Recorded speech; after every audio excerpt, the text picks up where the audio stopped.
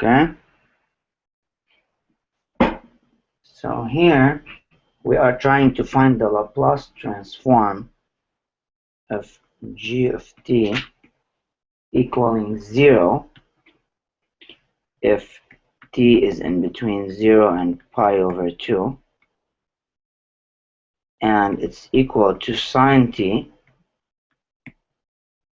if t is greater than or equal to pi over 2. Yeah? And so the question is asking for the Laplace transform of g of t.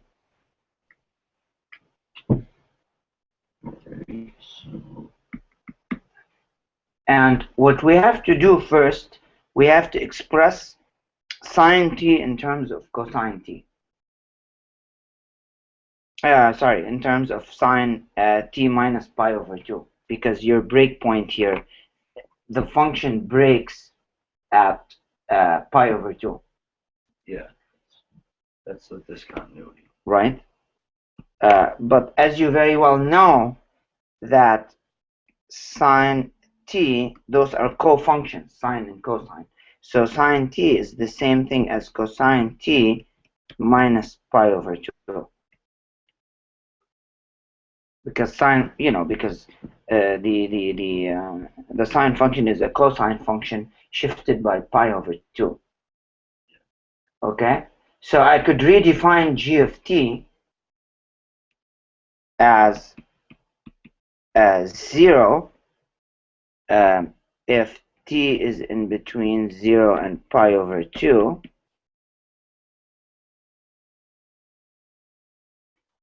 right? Yeah. And instead of the sine, you can put the cosine. T minus pi over 2. That's what I mean by express it where it breaks. Yeah. Okay? And then this is for t greater than or equal to pi over 2. So this is just redefining the sine function. Okay? Now, where this function breaks is at pi over 2. Right. So then, from here on, we go to write u of pi over 2, right, times f of the new function, which is t minus pi over 2, is equal to 0, the new one, cosine t minus pi over 2. The new one that we got. This is for t between 0 and pi over 2, and this is for t greater than or equal to pi over 2. Makes sense? Now, who's f of t in our case?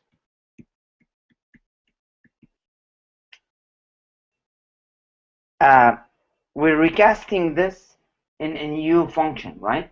So now f of t is equal to cosine t.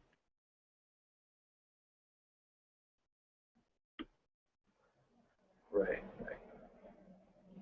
And now we can find the Laplace of cosine t. What's the Laplace? Because our new function is defined as t minus pi over 2 when these two agree.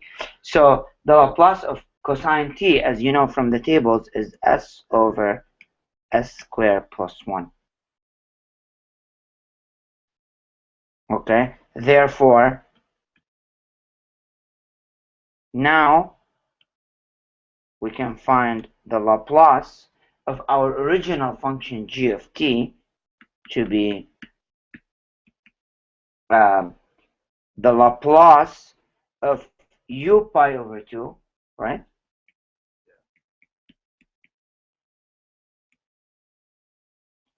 Times f of t minus pi over 2. And here we're going to be using the theorem that says it's equal to the Laplace of the cosine times e to the minus as. And a in this case is just pi over 2. So it's equal a to the minus pi over 2 s. So this gets multiplied by e to the minus pi over 2s.